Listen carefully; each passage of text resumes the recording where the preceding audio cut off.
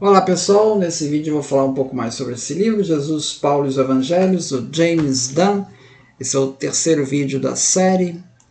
Vou falar agora sobre a questão do Evangelho de João, que ele discorre, né?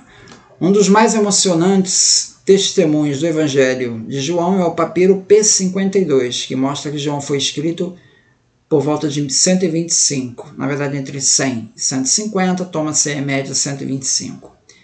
O James Dunn não discorre sobre isso. Eu tenho um vídeo que fala sobre o P52, né, e que analisa o texto do Brent Nongebry, que ele dá uma datação mais tarde, para o final do século II, século III. E eu explico lá que essa datação do Brent Nongebry não é a última palavra. Já tem outros autores que mantêm a datação original de João em 125, outros um pouco mais tarde, mas ainda no século II. Enfim, ainda está mantido essa data aí. Os sinóticos citam diferenças com relação ao Evangelho de João. Ele lista algumas, o James Dunn. Por exemplo, os sinóticos citam apenas uma Páscoa que Jesus teria frequentado. João fala de 3. Daí é que vem a ideia de que o ministério de Jesus foi em 3 anos. Os sinóticos, Jesus fala muito pouco de si. Ao contrário, em João nós temos expressões do tipo, eu sou, né? Jesus falando. Isso não tem nos sinóticos. Nos sinóticos, Jesus fala muito de arrependimento.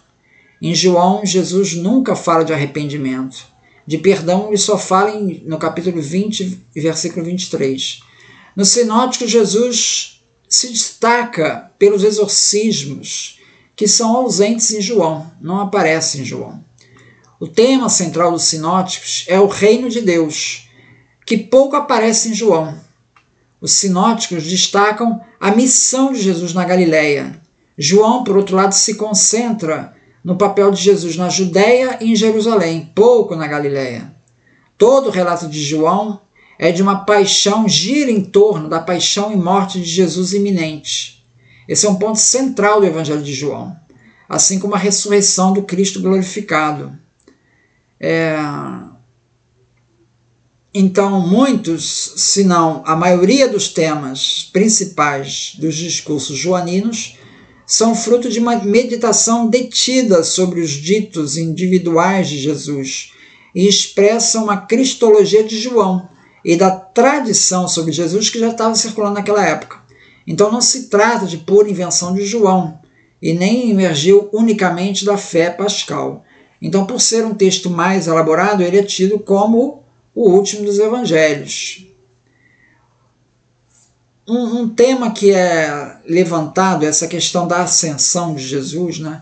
Ela remete ao misticismo judaico da Merkaba e os relatos da ascensão aos céus atribuídos a Enoque, aparece em Enoque, em Testamento de Abraão também, e a ascensão de Abraão, que aparece em Testamento de Abraão e no Apocalipse de Abraão.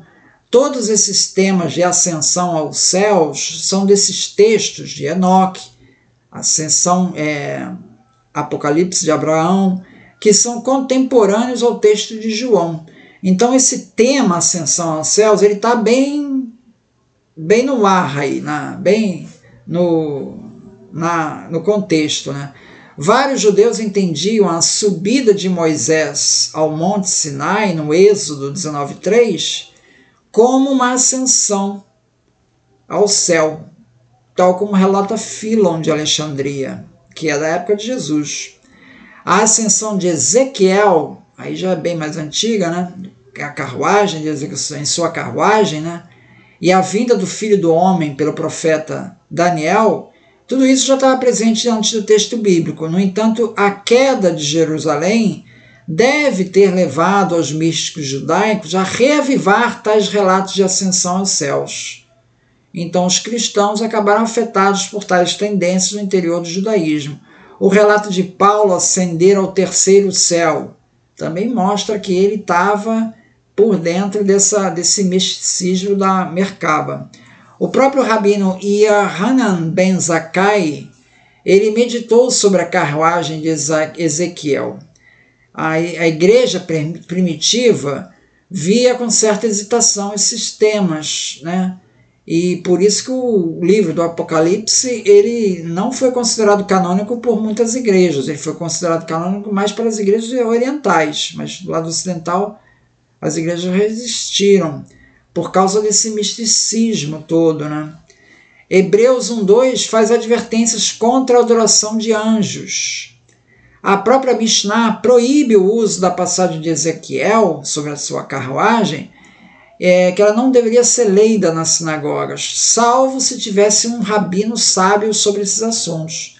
João 3,13 diz que ninguém subiu aos céus. Parece que ele contradiz essas versões aí de que judeus anteriores, profetas anteriores teriam subido aos céus.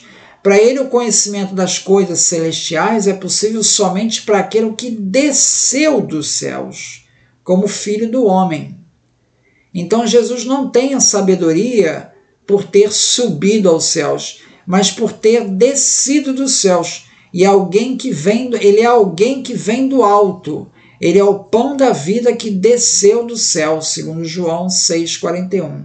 Então, de certa maneira, ele se contrapõe a essa literatura aí de ascensão que aparece na mística judaica e entra no cristianismo, principalmente pelo Apocalipse. Então é isso. Muito obrigado. Então.